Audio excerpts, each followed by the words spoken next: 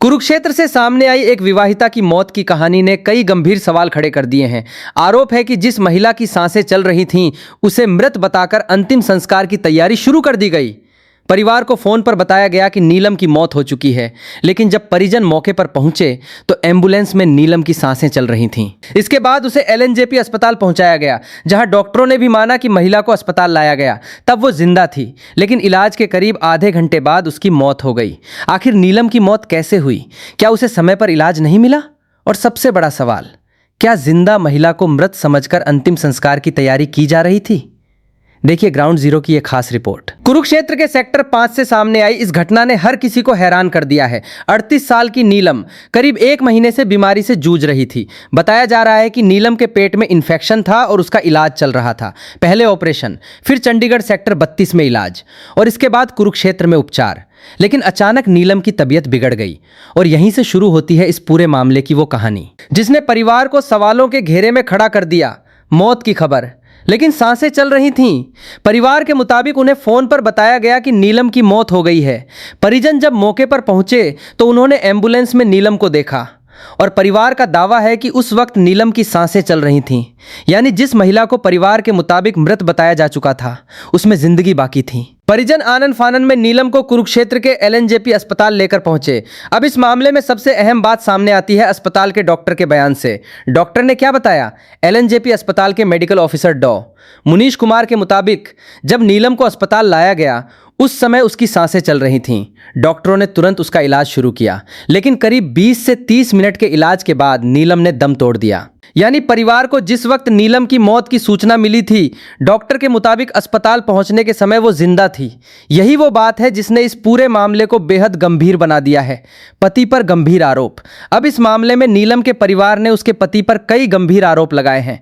परिवार का आरोप है कि नीलम की तबीयत लगातार खराब थी, इसके बावजूद उसे समय पर दूसरे अस्पताल नहीं ले जाया गया। परिजनों ने यह भी आरोप लगाया है कि नीलम को नींद की गोलियां दी जाती थीं।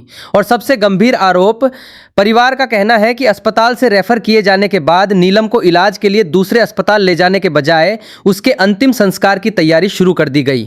हालांकि ग्राउंड जीरो इन आरोपों की स्वतंत्र रूप से पुष्टि नहीं करता है। अब इन आरोपों की सच्चाई क्या है, यह पुलिस जांच और पोस्टमार्टम रिपोर्ट के बाद ही साफ हो पाएगा।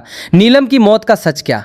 नीलम की मौत के बाद पुलिस ने मामले को गंभीरता से लिया है। मृतका के शव का डॉक्टरों के पैनल से पोस्टमार्टम करवाया गया है। फिलहाल पुलिस ने परिवार के बयानों के आधार पर इत्तेफाकिया रिपोर्ट दर्ज की है। यानी अभी पुलिस की जांच शुरुआती चरण में है। सबसे बड़ा इंतजार अब पोस्टमार्टम रिपोर्ट का है, क्योंकि यही रिपोर्ट कई सवालों के जवाब दे सकती है। नीलम की मौत की असली वजह क्या थी? क्या उसे समय पर मेडिकल उपचार मिला था? क्या इलाज में किसी तरह की लापरवाही हुई? और क्या परिवार की तरफ से लगाए गए गंभीर आरोपों में कोई सच्चाई है? पुलिस का बयान। थाना सदर थानेसर के एसएचओ रणधीर सिंह के मुताबिक पुलिस ने मामले में इत्तेफाकिया रिपोर्ट दर्ज की है। शव का पोस्टमार्टम डॉक्टरों के पैनल से कराया गया है। पुलिस का कहना है कि पोस्टमार्टम रिपोर्ट आने के बाद ही आगे की कार्रवाई की जाएगी। यानी फिलहाल पुलिस की नज़र मेडिकल रिपोर्ट पर टिकी है। एक तरफ परिवार के गंभीर आरोप, दूसरी तरफ पति का पक्ष, और बीच में है नीलम की संदिग्ध परिस्थितियों में हुई मौत का वो सवाल।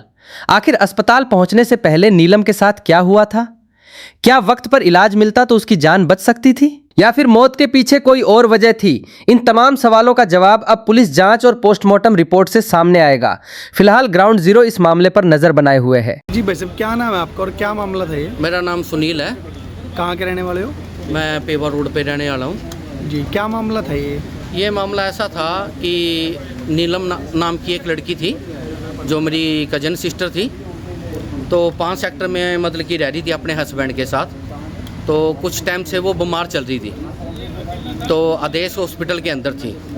तो जो कि मतलब कि वहाँ डॉक्टरों ने मतलब कि रेफ़र के लिए मतलब कि बोल दिया था इसके घर वाले को। तो इसने क्या किया, अभी घर फ़ोन करके बोल दिया सबको भी लड़की डेड हो गई है, भी इसका सारा सामान अपना इकट्ठा कर दो, भी संस्कार करना है। तो उनके साथ जो मेरे सबसे बड़े मामा था, लड़की का जो ताया था, वो साथ थे। वो मतलब कि उनको थोड़ा सा शक हुआ, तो वो शक में मतलब कि एम्बुलेंस को सरकारी हॉस्पिटल में लेके आए। तो यहाँ पर डॉक्टर ने बोला चेक करके भी ये लड़की अभी जिंदा है, जबकि 11 बजे इसने फ़ोन किया अभी लड़की डेड होगी। 5 बजे के करीब यहाँ पर मतलब कि लड़की आई है जो 20 मिनट आधा घंटा जिंदा रही है। तो उस दौरान में वो उसने अपने सांस छोड़े हैं। डॉक्टर ने कहा भी अभी ये है जिंदा है। तो इसने झूठ बोल के सारा वो किया है। तो ये सबसे बड़ा एक तो घिनौना काम है ये, एक बिन माँ बाप की लड़की को, बल्कि इस तरह एक इंसान के ऊपर जिंदा जागती लड़की को चिता पे लटा कर जलाना। बीमारी क्या थी? बीमारी उसके पेट में थी, इन्फेक्शन के कुछ मतलब कि लक्षण थे उसके, तो उस वजह से। लेकिन जबकि 32 में उसका इलाज भी चल रहा था, 32 सालों ने बोला था भी उसका कोई ऑपरेशन नहीं करवाना है। इसने फिर